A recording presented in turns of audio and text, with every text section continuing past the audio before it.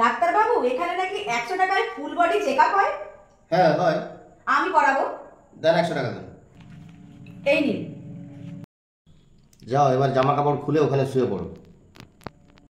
হ্যাঁ, এ কি বলছেন আপনি? তার মানে আপনার কান ঠিক আছে। আচ্ছা, নিজের গালে একটা জোরে চড় মারুন তো।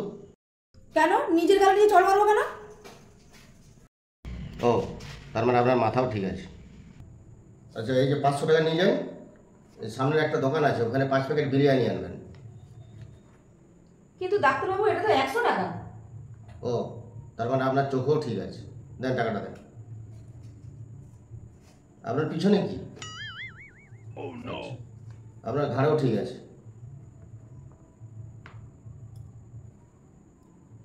আচ্ছা, আপনি যে এখানে এলেন কিভাবে এলেন? পায়ে হেঁটে এসেছি।